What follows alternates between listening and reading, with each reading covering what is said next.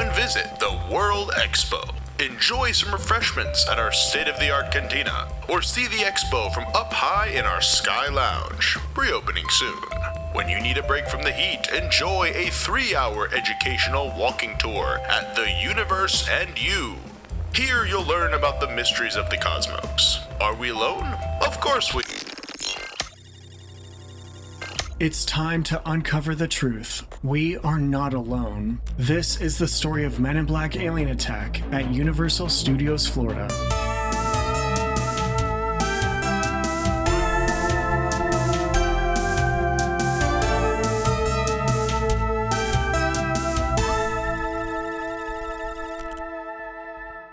Ride the movies. That was the spirit of Universal Studios Florida when it opened in 1990, but its star-studded premiere was more of a blunder than a blockbuster.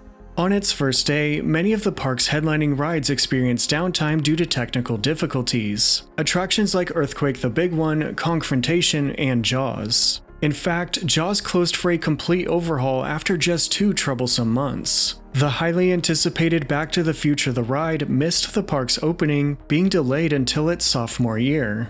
In time, Universal Studios Florida bounced back. The park sorted out a good deal of its technical holdups, also reopening the upgraded Jaws attraction in 1993. At this point, Universal Orlando had moved on from its opening day obstacles and was preparing to usher in its next generation of attractions. In 1996, Universal Orlando opened a heart-pounding stage show, T2 3D, but more was on the horizon. Behind the scenes, work had already begun on the park's first new ride since opening. As early as 1992, rumblings suggested Steven Spielberg's Jurassic Park could be adapted into an attraction at Universal Studios Florida. The Orlando Sentinel reported that the movie theme park had plans to unleash its Jurassic Park attraction by 1996. The dinosaur-themed ride would take over the plot of land in the back of the park between the Wild Wild Wild West stunt show and Back to the Future the ride. A section of this site was the former set of Swamp Thing, a 1990 TV series, but it was now earmarked for the Jurassic Park ride. Meanwhile, Universal Orlando was also developing a second theme park next door to the existing Universal Studios Florida. The second gate was far along into the design process until a major licensor withdrew from the project. Without this partner, Universal Orlando's second park had to be almost entirely reimagined. Universal went back to the drawing board to find replacement ideas and intellectual properties for its unbuilt park. However, the ideas couldn't be ordinary. They had to be popular IPs that would draw in large crowds. Thankfully, Universal already had a chart-busting franchise lined up, Jurassic Park. The 1993 masterpiece was a smash success as the highest-grossing film of Spielberg's illustrious career, making it the perfect IP to top the bill of Universal Orlando's newest park. Universal Orlando uprooted its plans for a Jurassic Park ride and ultimately an entire land to its second gate, Islands of Adventure. By relocating the Jurassic Park ride next door, the expansion plans at Universal Studios Florida were back to square one. The purpose for the ride was to keep the existing Universal Studios Florida park relevant once the brand new Islands of Adventure opened. Universal Orlando was undergoing a major transformation from a standalone theme park into a multi-day destination with hotels, an entertainment district, and a second gate. Executives wanted to keep Universal Studios Florida fresh by rolling out an exciting ride shortly after the debut of Islands of Adventure. The expansion could balance interest and attendance between the two parks. Around 1995, MCA Planning and Development, now known as Universal Creative, brainstormed new concepts for the expansion plot in Universal Studios Florida. An early ride concept was an indoor roller coaster based on the 1995 Ron Howard film, Apollo 13. Guests would have entered a recreation of the vehicle assembly building from NASA's Kennedy Space Center. It was an indoor thrill coaster, sending riders on an interstellar journey to the moon and back. The Apollo 13 roller coaster was an innovative design that would have taken a long time to produce. Universal's decision-makers became worried the revolutionary roller coaster could possibly miss its projected opening on the heels of Islands of Adventure. For that reason, the Apollo 13 roller coaster was scratched in favor of an attraction with a quicker turnaround. An outdoor attraction was briefly considered for the expansion site, but Universal didn't want to upset nearby residents with added noise. The neighboring islands of adventure already had an extensive roster of outdoor thrill rides. Universal went in a more balanced direction by exploring ideas for an indoor family attraction. Some possibilities included a Nickelodeon dark ride, and another themed to The Simpsons, parodying Orlando tourism. These cartoony concepts had potential, but Universal's executives had second thoughts about building a ride for kids. Therefore, Universal changed the direction of the ride, requesting an attraction for older guests instead. The Nickelodeon and Simpsons ride concepts were called off. Despite indecisiveness about the ride, its deadline never changed. By 1997, higher-ups still expected a ground-up attraction within a few years to complement Universal Orlando's second gate. The clock was ticking, and Universal had to commit. Universal's creatives drafted 2 dark ride options. Only one would be chosen, eventually becoming the park's next ride. Universal's creatives, including John Murdy, fully embraced the thrilling assignment for its first option, a dark ride inspired by the horrifying work of novelist Stephen King. The only known scene in this ride was its false ending. Allegedly, the ride would have pulled into a fake unload station with an exit door and control booth. To the riders' surprise, the exit gushed blood in the vein of The Shining, and Pennywise the dancing clown from It took over the ride controls, plunging riders deeper into the nightmare. The other dark ride concept was based on a movie that hadn't even hit theaters yet, Men in Black, coming from Lowell Cunningham's comic book series of the same name. The upcoming action comedy film starring Will Smith and Tommy Lee Jones was a theme park ride waiting to happen. The movie's trailer was all the inspiration Universal's creatives, including Craig Hanna, needed to come up with a ride concept. The idea was an interactive attraction that put riders in the alien zapping action of an MIB agent. The 2 options were presented to Universal's upper management for their approval. Both the Stephen King and Men in Black concepts were brilliant. The storyboards were so good, management couldn't decide between the 2 options. So Universal let the people decide by surveying the public about the 2 concepts. Oddly enough, the test market results were split down the middle. It was a tie with no clear winner. The concepts went back to senior management one final time to make a decision. The higher-ups wanted the most popular attraction possible for attendance reasons. In the meeting, the point was made that the Stephen King attraction would have been too scary for most guests, despite how popular it may have been with horror fans. Men in Black, which was the highest-grossing film of the year, appealed to a broader demographic. Thus, Universal greenlit the Men in Black attraction and axed the Stephen King concept. Universal Orlando wasted no time acquiring the theme park rights to Men in Black in summer 1997. The new ride was scheduled to open at Universal Studios Florida in about 2.5 years. That was a short amount of time to turn an empty plot of land and blank sheets of paper into a fully functioning attraction. So Universal needed a talented team to take on the challenge. Approaching the late 90s, the theme park industry was thriving but stretched thin. Many professionals were busy developing new theme parks around the world and locally in Orlando, namely Islands of Adventure and Disney's Animal Kingdom. So, to take the creative director role for its imminent Men in Black attraction, Universal called on a new recruit, a theme park fan turned professional, Dave Cobb. But he was not alone, as the project had a full team ready for the creative and technical collaboration ahead. Men in Black Galaxy Defender, as the attraction was originally known, later renamed to Men in Black Alien Attack, was essentially a blank canvas. One of the attraction's many question marks was its ride system. Because of the project's strict schedule, Universal didn't have time to develop a ride system from scratch. To make this process quicker, the crew had to replicate an existing Universal ride system.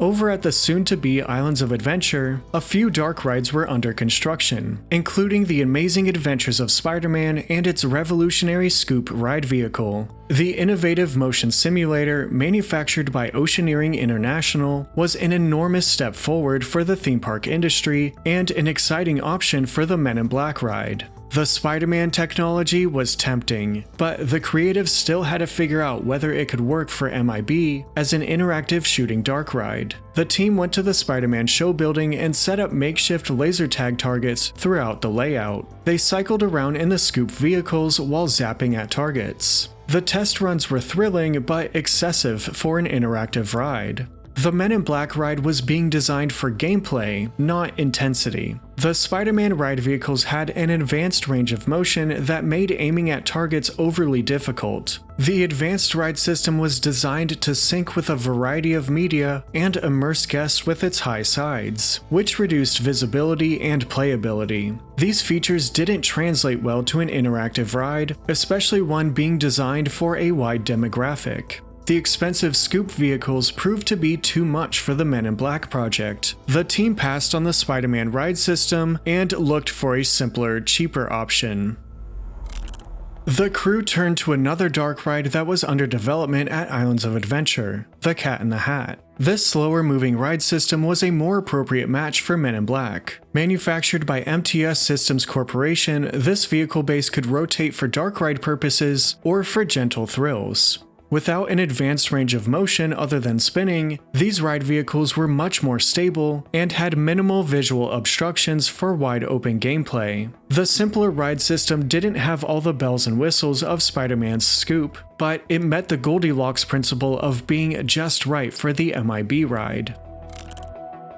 While Men in Black Alien Attack borrowed an existing ride system, the vehicles would be fully customized. Originally, the team drafted ride vehicles that looked like the film's 1986 Ford LTD Crown Victoria, or the Ford POS as Agent J called it. However, the sedan-style car didn't fit right on the small ride vehicle base. So the ride vehicles were redesigned with an original look, blending the style of government-issued equipment with extraterrestrial technology. Functionally and stylistically, this ride system was working out for Men in Black, with one exception.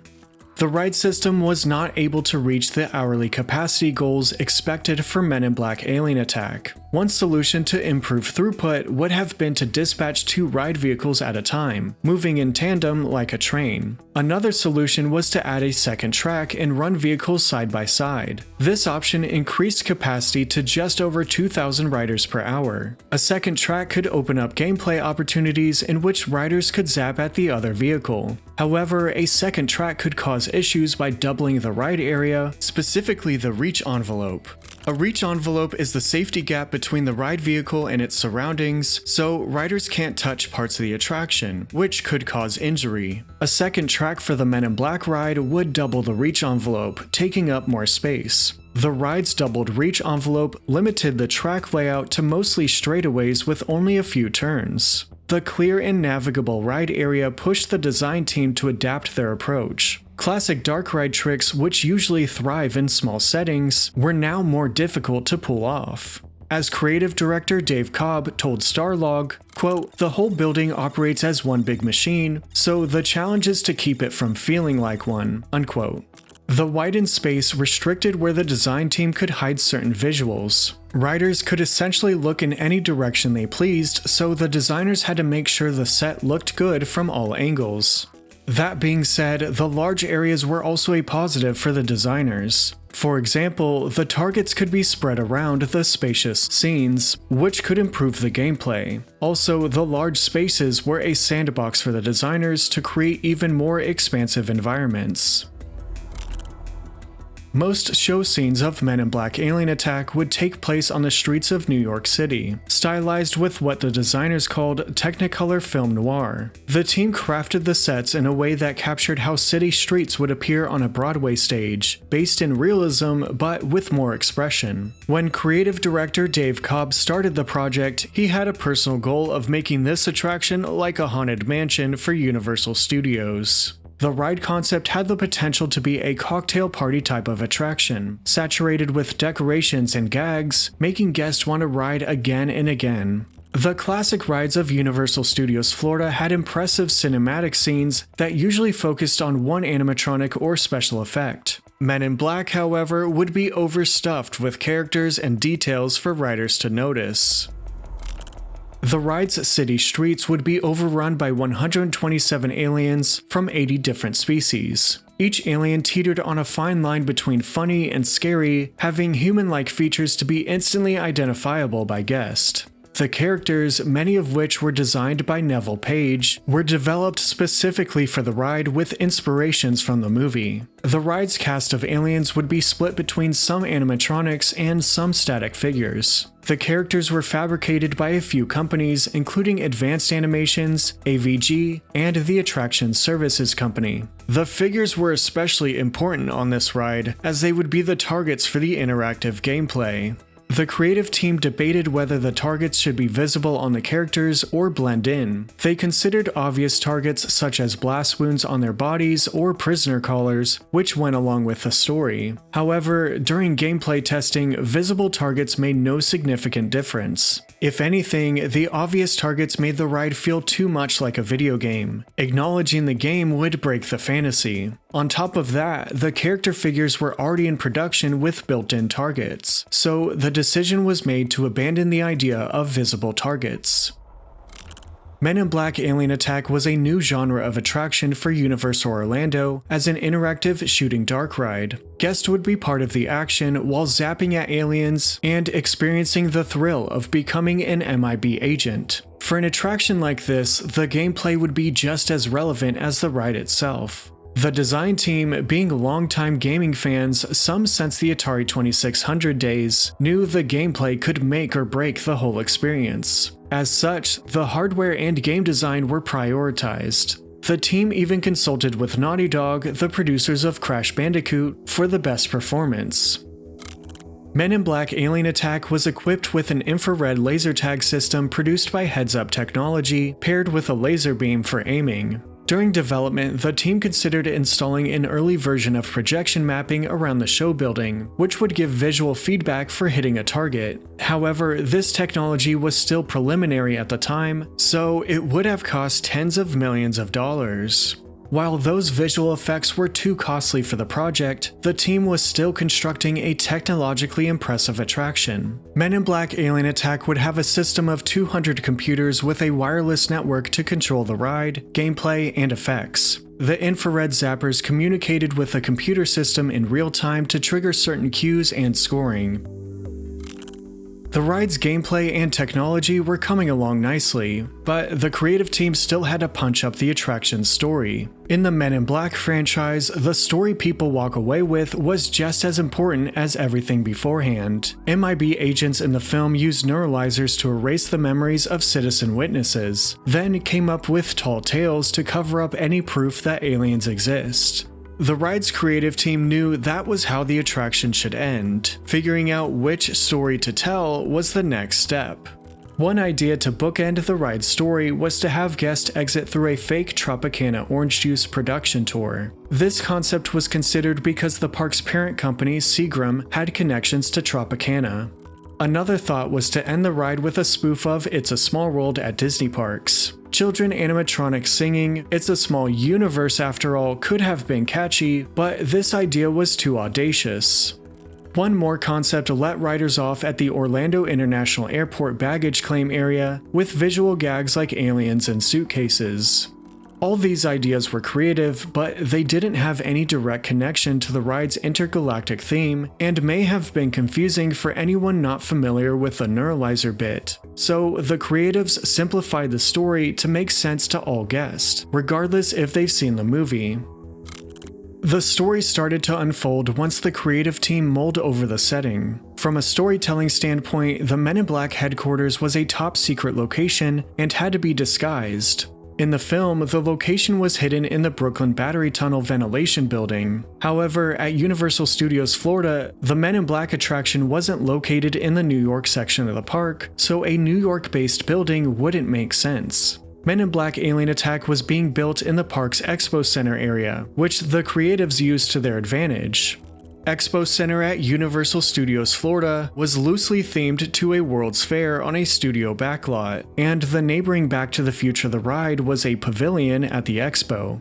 The film had clear connections to the 1964 New York World's Fair, including the mural at the MIB headquarters and the movie's finale at the Flushing Meadows Fairgrounds.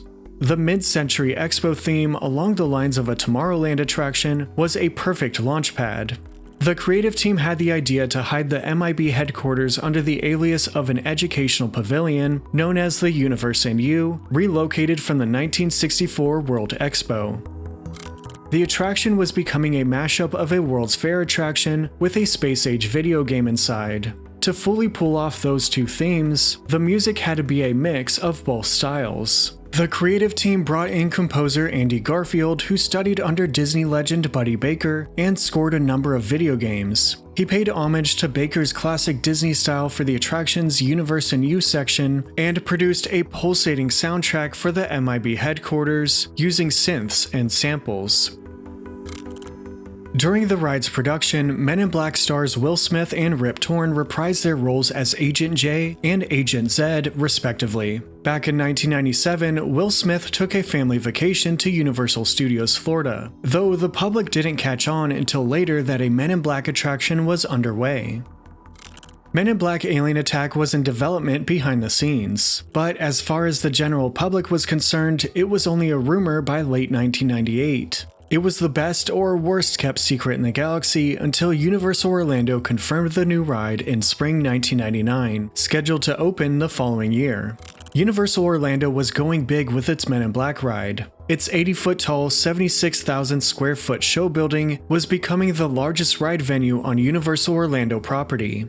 Even though the building was under construction, the creative team had yet to hammer out the ride's final scenes. One draft of the attraction had riders push a red button midway through, leading to a speed tunnel from Central Park to Times Square. This scene, similar to People Mover's Super Speed Tunnel at Disneyland, would have created the illusion of speed with effects like projections, wind, and audio. However, due to space constraints and the slow ride system, this effect would not have been believable. The scene was transformed into an interactive moment where riders could zap the other vehicle.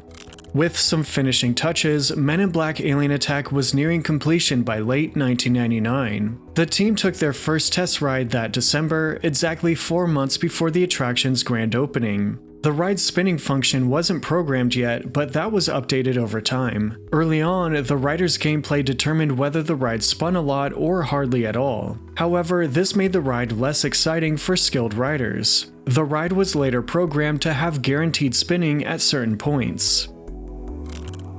The grand opening for Men in Black Alien Attack was coming soon. Universal Orlando started marketing the ride to be as family-friendly as possible. The laser tag hardware was carefully referred to as zappers, and the ride introduced a revised MIB logo that excluded weapons.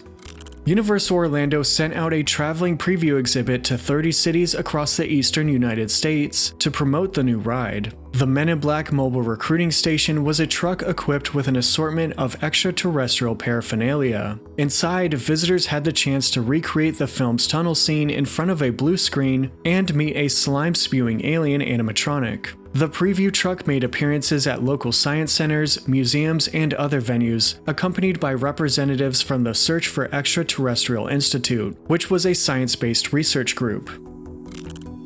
Men in Black Alien Attack held technical rehearsals in early April 2000, with its grand opening just around the corner. Real quick, thank you for watching. Make sure to like and subscribe for more videos like this in the future. Thanks for your support. Men in Black Alien Attack debuted in Universal Studios Florida on Friday, April 14th, 2000 at 9 a.m. Its opening celebration was as theatrical as the film itself, featuring a helicopter, agents rappelling from towers, and a blast to open up the attraction's entrance. Will Smith and Rip Torn made an appearance to give the ride and its riders a hero's welcome on its first day. Men in Black Alien Attack sits in a retro-futuristic corner of the former Expo Center area, now World Expo. One of the first features guests will notice outside the attraction are its 3 towers, 2 of which are capped with discs. The third spire is broken at the top, which shouldn't be a surprise to anyone who has seen the Men in Black film. After all, these discs are spaceships in disguise. Speaking of UFOs, the greenery around the plaza are trimmed like flying saucers. The ride's facade was designed in a charming mid-century style by architect Stephen Canner. Features of yesterday's tomorrow, for instance the crimped awning and graceful archway, were inspired by mid-century landmarks such as Los Angeles' Dodger Stadium and St. Louis's Gateway Arch. The facade has a geometric design, shimmering after sundown with flow neon lights that soar like shooting stars along the night sky. The lettering on the ride's main sign also transforms at night from green to red. The architecture by the gift shop and restrooms are in the shape of the letters M and I. The B, which would have been discreetly visible across the lagoon's reflection, was never built. The Men in Black alien attack experience begins under the guise of a relocated exhibit from the 1964 New York World Expo. Guests enter under the arch and line up for the Universe and You, an educational tour about the cosmos.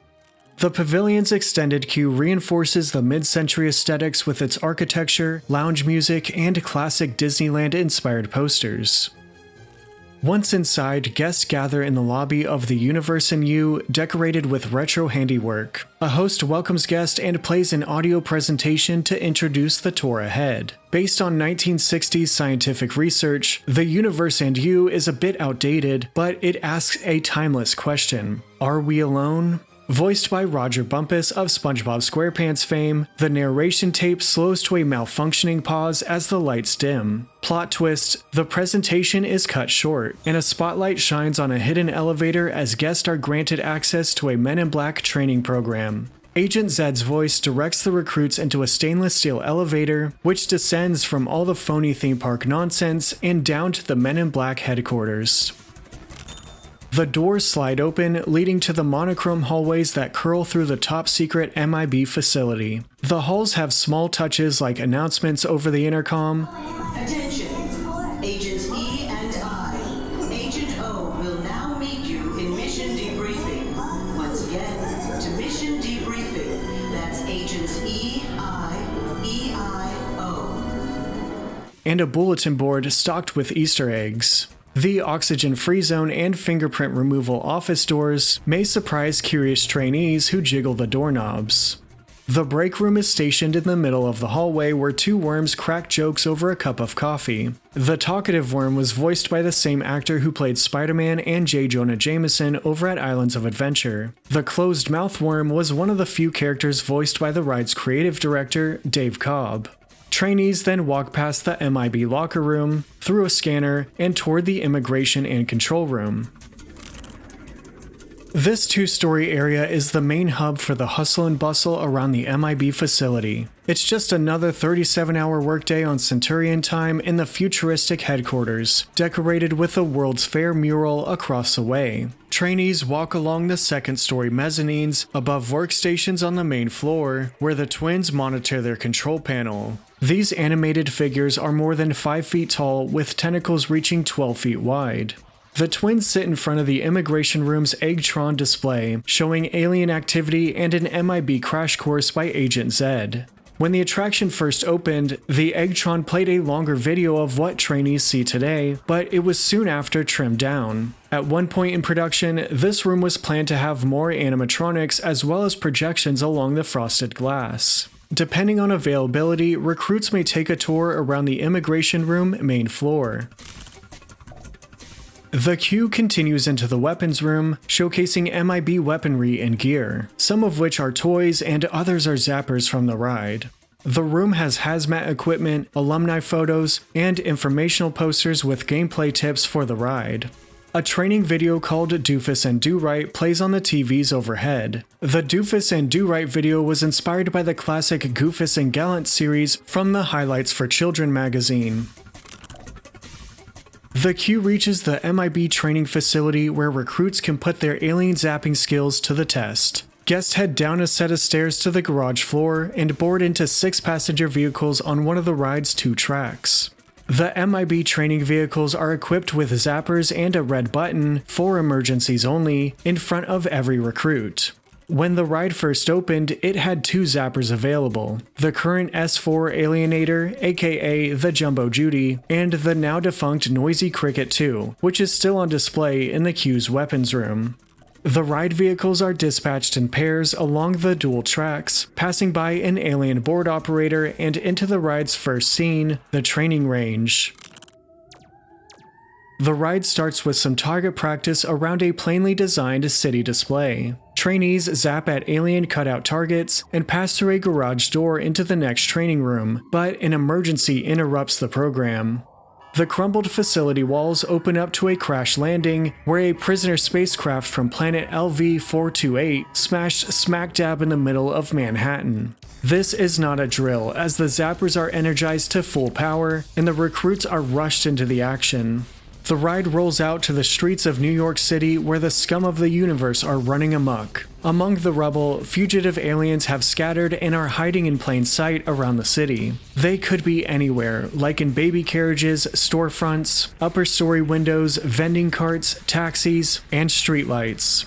One alien springs up from behind a stack of crates and blasts smoke at the ride vehicles, which spin out of control. A monstrous alien bursts from a corner building, waving its tentacles and weapon around, which is a big-ticket target in the game. The ride rounds the corner and pivots under sprays of water from alien chaos. With the situation getting out of hand, the ride vehicles split up into alleyways.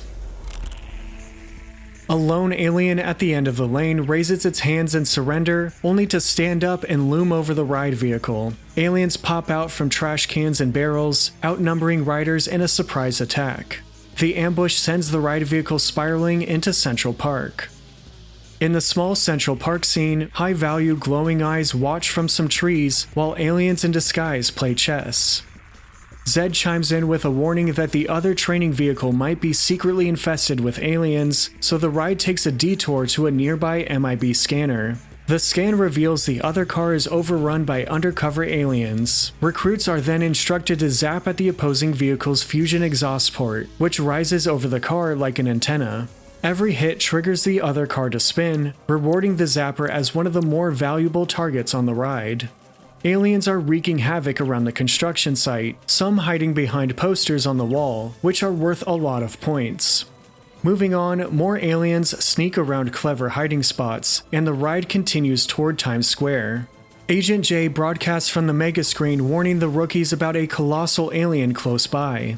As the ride vehicle turns around, riders are up against a 30-foot-tall alien ready to swallow them alive. The 50-foot-wide figure was marketed as Universal's largest animatronic when the ride first opened. The multi-eyed sculpted figure has some animated elements with its 20-foot-long claw. The ride vehicle inches closer toward the bug as recruits are swallowed whole, like Agent K from the movie. With only one thing left to do, Agent Zed tells riders to push the red button, which activates a 100,000 point bonus and deploys the subatomic thermal disruptor. The ride vehicles spin a few more times inside the belly of the beast, which once had a few effects like a themed scent, fog, and a spray of water. Recruits find themselves back at the MIB headquarters, where Agent J reveals the final score, making some jokes between the two ride vehicles. This scene and the next have a possible 36 variations depending on the gameplay results. The ride vehicles then split off into separate hallways. Here, the car's average score is graded into one of 3 categories: Bug Bait, Cosmically Average, or Galaxy Defender. Bug Bait and Cosmically Average groups get a pep talk from a John Madden-inspired alien coach. Galaxy Defender groups surprise an alien tailor who's altering a black suit, blurting out, "It'll be ready next Wednesday," as voiced by Dave Cobb. Agent J neuralizes the recruits and the ride vehicle swerves into a phony Universe and U unload area. The attraction bookends the way it started, as if the whole Men in Black experience never happened. Guests exit up a set of stairs and pass by a door with a silhouette of an alien worm. This little shadow was Spielberg's idea to hint that the MIB world still exists. As the Men in Black song by Will Smith plays, a long hallway leads to the attraction's gift shop, where guests will find screens playing the film on a loop and intergalactic merch. Men in Black Alien Attack was enjoyed by many upon opening. Bill Wilson of Starlog said the ride was, quote, as infectious as any life-size video game could possibly be, unquote. The reaction was positive, despite the resort's struggles around the millennium due to the clumsy Universal Studios Escape rebrand and failed marketing campaign. That was no fault of Men in Black Alien Attack, however, as it's considered among the best interactive dark rides to this day. The ride is in the conversation for the most re-rideable attraction in the universe. Chasing a high score is just as thrilling as the attraction itself. As Dave Cobb told the Orlando Sentinel, quote, it's just like a video game. You won't figure it all out the first time you ride, unquote. It is brimming with details to notice on repeat rides. Near the crash site, look out for Frank the Pug hanging out at the locksmith shop, and a fake Steven Spielberg disguised on a bench, which was a personal suggestion by the creative consultant himself. A headgear stand in the Times Square scene has a nod to the Cat in the Hat. Contrary to what some may say, the Spielberg and Cat in the Hat targets are not worth any points, just animation triggers. The storefronts have a few references to other Universal properties, but the ride has one hidden detail riders will never see. A time capsule is built into the mouth of the big bug at the end for any potential demolition crew in the future to find. Hopefully not anytime soon. Universal Studios Florida has evolved since its early days, but Men in Black Alien Attack has remained a consistent fan favorite for 25 years and counting. The ride is surrounded by a passionate yet competitive community as friends, family, and fans share memories old and new with zappers in hand. As one of the longest operating rides at the park, Men in Black Alien Attack and its facade are an eye-catching backdrop across the lagoon as its towers add to the skyline. Fans continue to honor the ride with recreations in video games, an elaborate virtual reality recreation, and many more tributes. The attraction, its longevity, and its emotional draw are tremendous accomplishments for a project built under a strict time constraint. It was a technical and creative collaboration that anyone who has had a hand in its development or daily operation should be proud of. So, are we alone?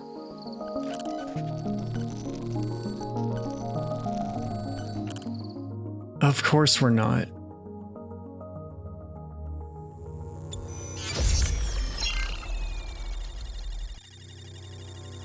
Since 1964 has been an answer for the biggest question in the universe. Yes, we are in fact alone. So that covers it. Thanks for watching the history of the universe and you. Oh no, here comes all the annoying YouTuber stuff.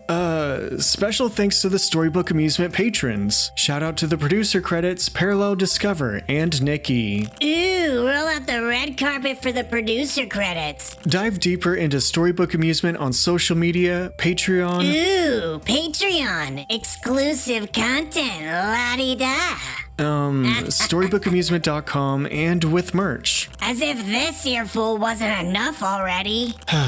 Find all the links in the description and check out these other videos while you're here. More videos? Give me a break. Right, fellas? Fellas? Am I alone again?